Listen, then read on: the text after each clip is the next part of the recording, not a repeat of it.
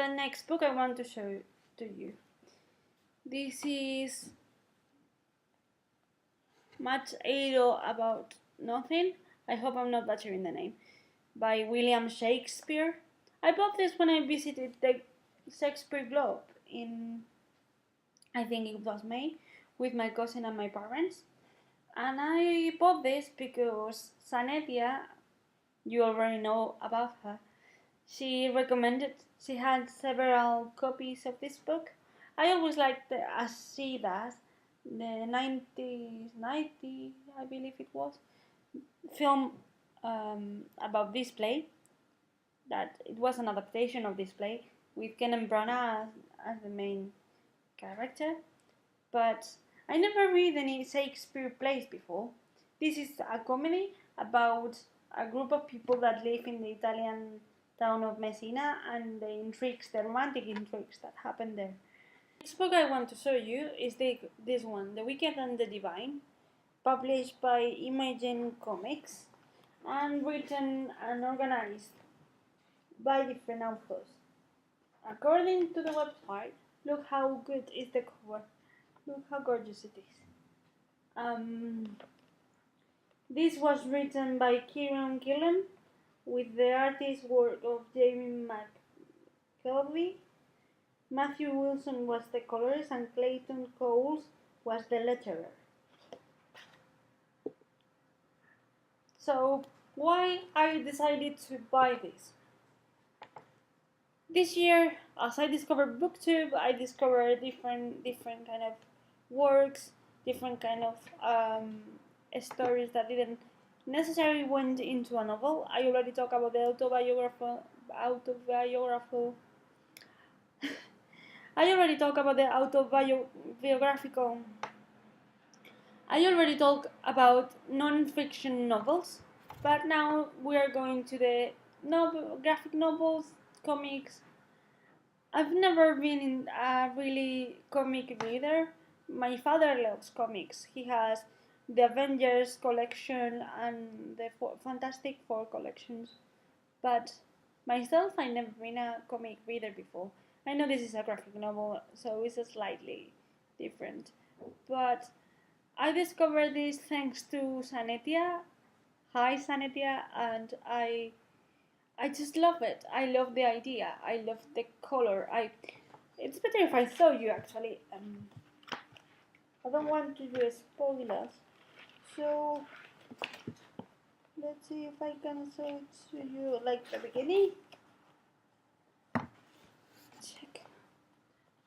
I don't know if you're able to see that. The beginning is in the 1920s, and I love the 1920s. It's my favorite period now. I'm not sure if you are able to see it, but I love the color. Look.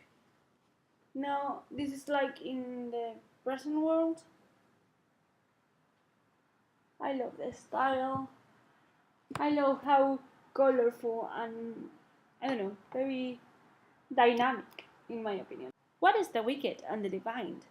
The first volume, The Faust Act, tells the story of Laura, I believe, who really likes a group of singers. What she later discovers is that these singers are actually gods fallen from the sky that actually take the form of a human being, of several human beings, who ended up being musicians and very important musicians. So you have this legend that every 19 years 12 gods return as young people. They are loved, they are hated. In 2 years they are all dead. It's happening now. It's happening again.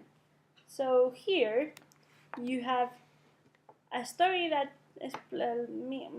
makes sort of gods with reality and influential that these pop stars or musicians have in the reality. I don't know, I was really intrigued by the plot and I'm actually reading it. I'm like 13 pages in. It will be a quick read soon. But I don't know, I really like it and I wanted to include it in this book haul as it was one of my birthday presents while I was away. This one is the other book I want to talk about, War Horse by Michael Morpurgo. I bought this in a whim when I was walking by Brighton and I stopped by the British Foundation, the British Heart Foundation charity shop, and I found this for £1. And well, I always wanted to read this book since I watched the movie directed by Steven Spielberg, and I really like it. And I never had the chance to pick it up, either in Spanish or in English. So when I saw this for £1 and I saw the beautiful illustration here in the cover, it was like, this is my copy. And it's in perfect conditions. I mean, you could see that the pages are a little bit used, but really tiny amount. There's no stain. There's nothing. It's just like brand new, and I decided to pick it up. And also, you can see the illustrations in the cover, but also, I hope you can see it well. They are also through the book. This book, of course, was converted into a film, but previously was a theatre play. And originally, Albert Narvaco, the protagonist of this novel, was portrayed or was was portrayed by Kit Harington, Jon Snow in Game of Thrones. In case you don't know it, he was 17 years old when he was casted as Albert Narvaco. I'm really looking forward to reading this story.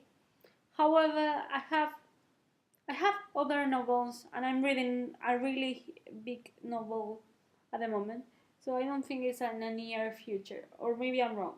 The reason why I'm not going to be able to read War Horse in the near future is right here. Pride and Prejudice by Jane Austen, in the Penguin Classic hardcover edition with bookmark here. This is a beautiful present I received from my great friend and also my flatmate, the best flatmate one can possibly deserve.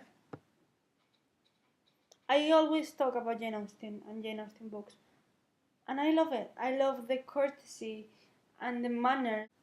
I read this book in Spanish once, and I hated it. I didn't get the point, I didn't get the humor, I didn't get the situations, and when something really big happened, you have to wait like a lot of time for it to happen. I don't know, I didn't like it.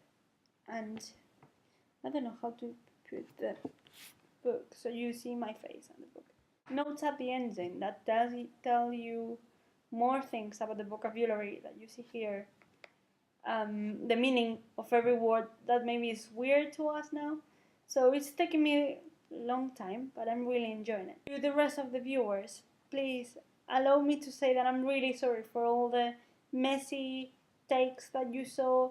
If I speak with the books in front of me, I'm really sorry. I will get better. I promise. Until then, bye.